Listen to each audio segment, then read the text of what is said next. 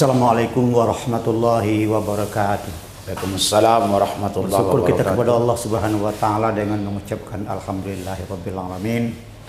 Kita rangkai dengan selawat dan salam untuk junjungan alam Nabi besar kita Muhammad sallallahu alaihi wasallam. Allahumma shalli ala Muhammad wa ala ali Muhammad. Assalamualaikum ya Rasulullah. Sudah penonton, kita berjumpa kembali di channel ini. Terima kasih atas atensi dan dukungan Anda. Saya akan melakukan dialog dengan Ustadz kita, yakni Syahrimar Esos. Kali ini kita akan bicara tentang salah satu rukun dalam sholat. Ya Ustadz ya. Assalamualaikum Ustadz. Waalaikumsalam warahmatullahi wabarakatuh. Terima kasih ya bisa kita bertemu hari ini. Mudah-mudahan Allah Subhanahu wa taala meridhai setiap usaha dan amal kita.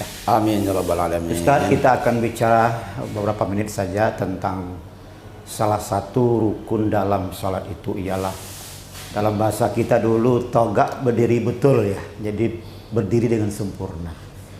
Nah kadang-kadang orang Ustaz sedikit sakit, dia langsung sholatnya duduk gitu, atau berbaring.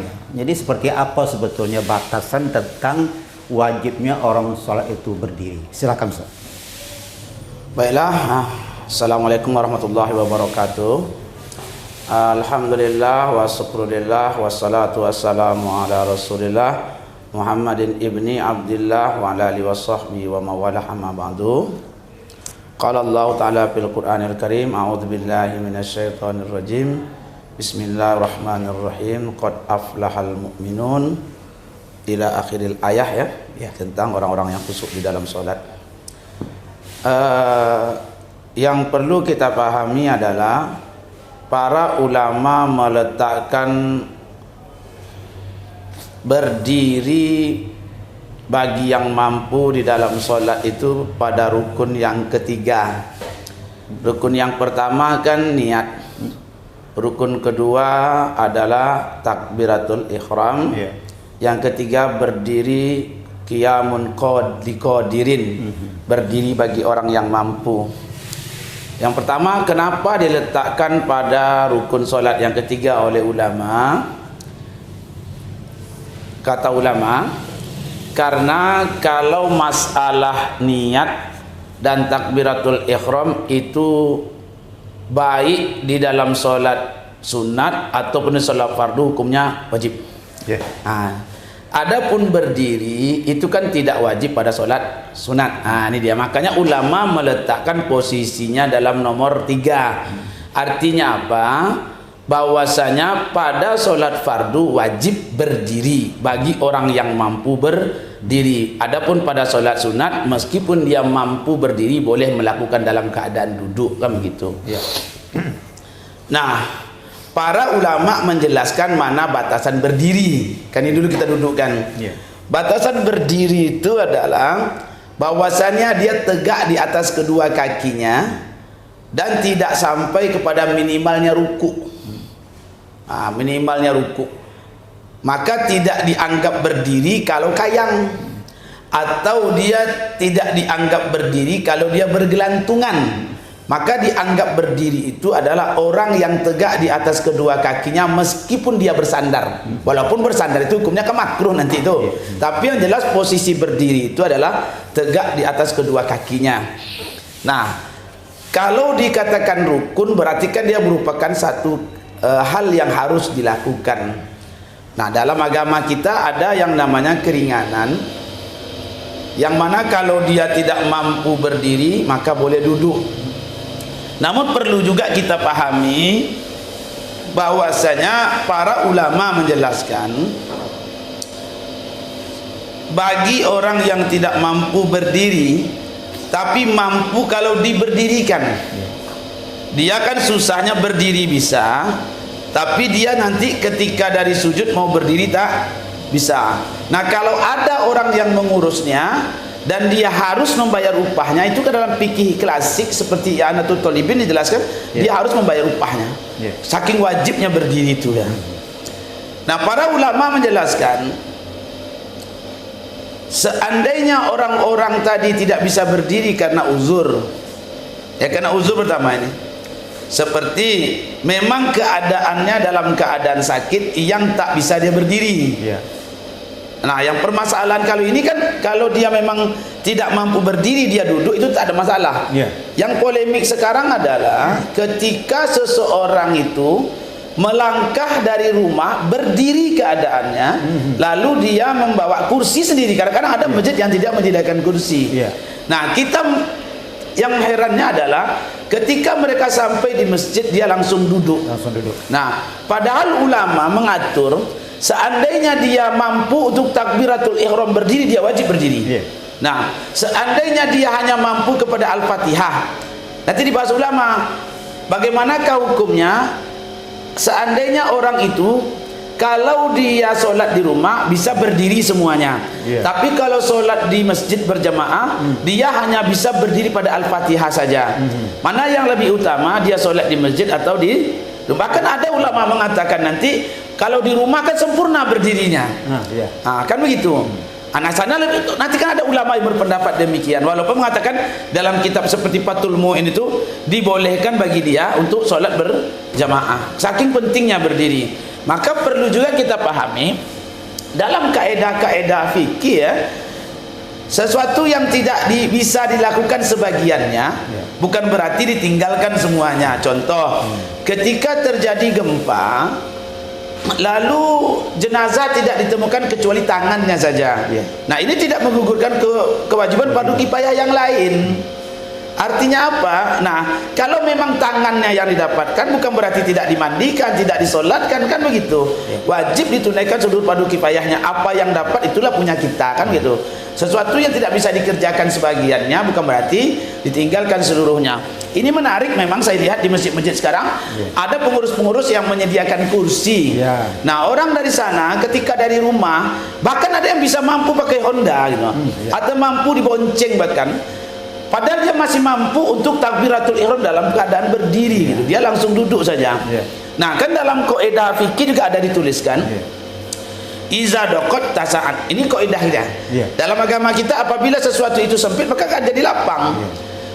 Tak bisa berdiri duduk, tak bisa duduk berbaring. Tapi perlu juga kita pahami iza tasa'at dokot. Apabila berlapang-lapang tentu jadi sempit. Ini timbul tanda tanya kita. Bagaimana hukum orang yang sholat fardu yang dia mampu untuk berdiri pada sebahagian Al-Fatihah, tapi dia telah duduk dari awal.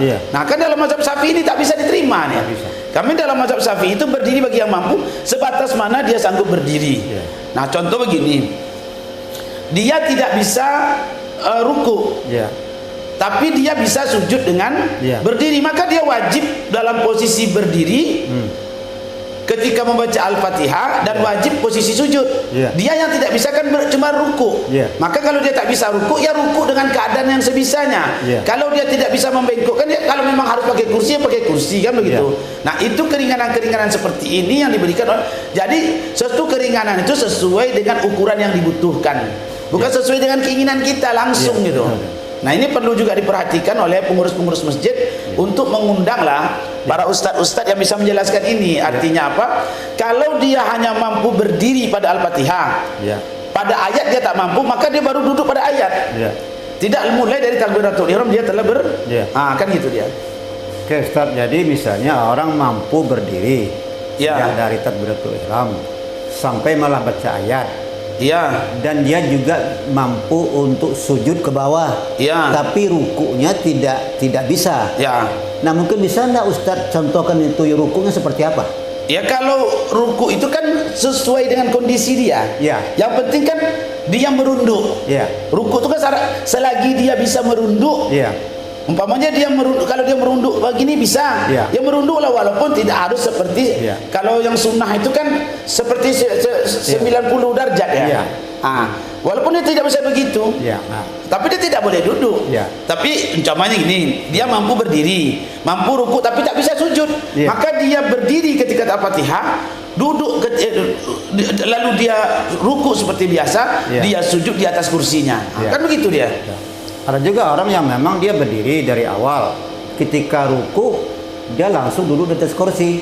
Ya, kalau memang dia tak bisa berdiri. Kemudian ketika sujud dia tidak bisa lagi, tetap di kursi seperti itu. Tidak apa-apa kalau memang posisi dia memang tak bisa ruku, tak bisa tak bisa sujud ruku dengan sujud. Jadi maka ruku dan sujudnya digantikan dengan duduk, boleh. Berdiri sebagian bisa, ruku dia bisa, tetapi dia sudah di atas kursi. Kemudian ketika sujud tidak bisa lagi, tetap di atas kursi. Kalau dia bisa sujud, dia wajib sujud, tak boleh tinggalkan. Tapi boleh tinggalkan. Tapi sujudnya tidak di bawah gitu kan? Ya, kalau seandainya dia bisa sujud di bawah, dia harus sujud ke bawah, tidak boleh dia tinggalkan itu. Nah, itu kendala sekarang. Jadi seperti itu batasan ya Ustaz ya. Masalah wajib berdiri bagi orang yang mampu. Jadi kan gini Ji. Dia hanya tak mampu berdiri. Tapi dia rukuk mampu, sujud mampu. Nah, yang anehnya dia duduk dari awal. Mana boleh itu? Saya entahlah, kalau kami dalam pandangan kami mazhab Syafi'i itu tak boleh. Setahu saya, sepanjang yang saya ketahui gitu. Jadi artinya jangan terlalu meringankan. Izat tasaat dapat. Apabila berdapat lapang sempit dia. Jadi kalau dari awal itu kita sudah bisa berdiri walaupun untuk takbiratul ihram, kan begitu. Walaupun untuk takbiratul ihram. Kemudian nanti kalau tidak bisa misalnya ruku secara sempurna, lakukan ruku ya sebisanya. Tapi nanti ketika sujud karena kita mampu kan sujud. Sujud lagi seperti itu. Jadi perlu juga dipahami. Ulama tadi ketika meletakkan kata mampu itu ada yang mampu secara hissi dan syar'i. Nah, secara fisik dia bisa berdiri. Tapi secara syarak membolehkan dia duduk. Contoh, orang yang sholat di atas sampan sebenarnya dia mampu berdiri kok. Cuma kalau dia sholat di atas sampan nanti dia pusing. Maka ini termasuk uzur membolehkan dia duduk kan gitu. Karena secara syarak diizinkan. Kan begitu. Walaupun dia secara fisik tidak, kan begitu. Artinya kalau dalam pesawat atau dalam kapal atau perahu, sama itu. Boleh langsung dia duduk karena kalau memang keadaan dia tadi, kalau dia sholat kan itu pusing kita duduk ombak-ambing seperti itu kan. Kalau soal arah kiblat mungkin tak perlu dicari lah istilahnya, tapi soal duduk itu sebetulnya masih wajib. Cuma kalau pembahasan arah kiblat nanti pembahasan yang lain yang jelas kita membahas tentang berdirinya. Cuma kondisinya memang tidak mungkin. Ada gelombang kuat, ya kan?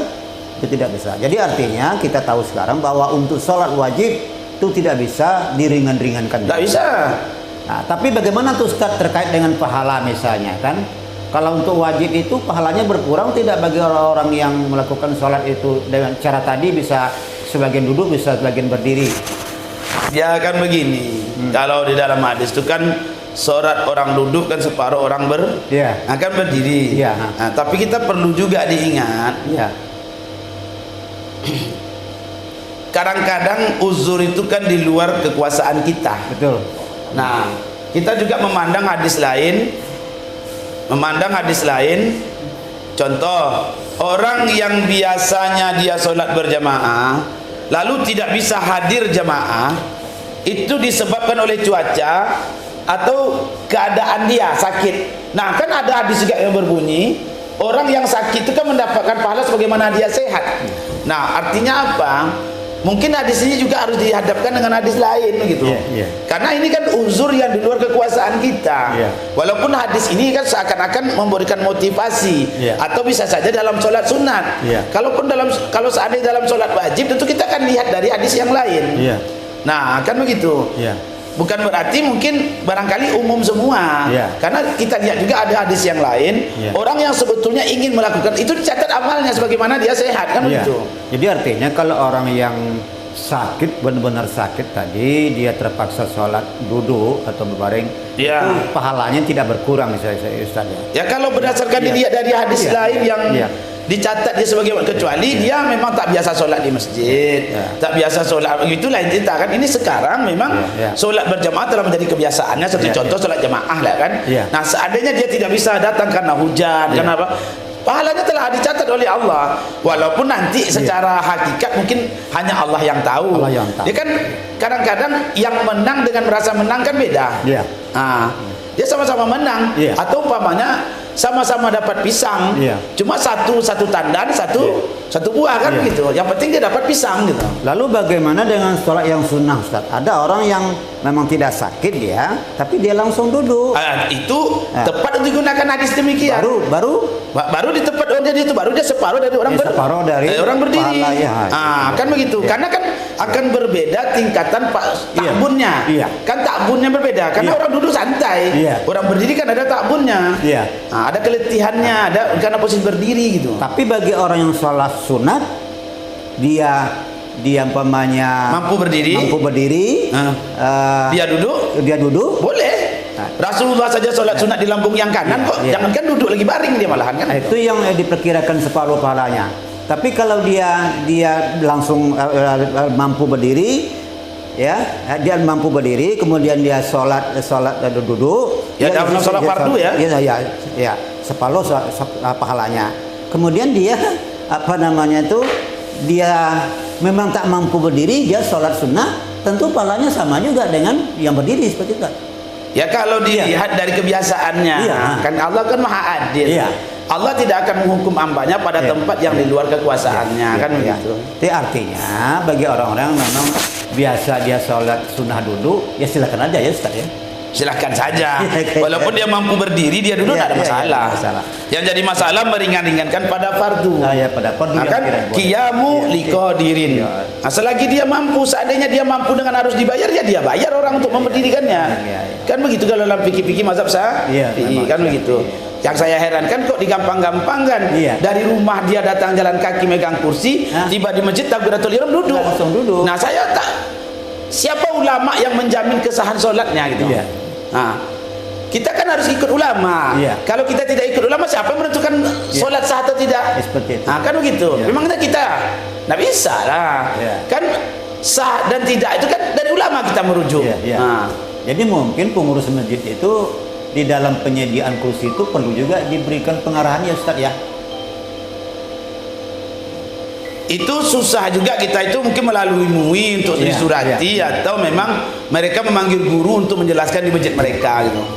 Saya kira seperti itu. Baik Ustaz, terima kasih, cukup clear. Mudah-mudahan kaum muslimin dan muslimat bisa memahami amin ya rabbal alamin betapa pentingnya kita sholat itu secara sempurna atau berdiri bagi yang mampu, dan ada batasan-batasan tertentu untuk bisa kita duduk atau sebagian berdiri dan juga sebagian duduk ya Ustaz. Ya boleh. Sebagian berdiri, sebagian duduk kalau memang dia hanya mampu sebagiannya berdiri gitu. Terima kasih Ustaz ya. Oke, sama-sama. Semoga apa yang kita bincangkan bermanfaat untuk kita. Amin ya rabbal alamin. Demikian perjumpaan kita kali ini. Terima kasih. Billahi taufik wal hidayah. Wassalamualaikum warahmatullahi wabarakatuh. Waalaikumsalam warahmatullahi wabarakatuh.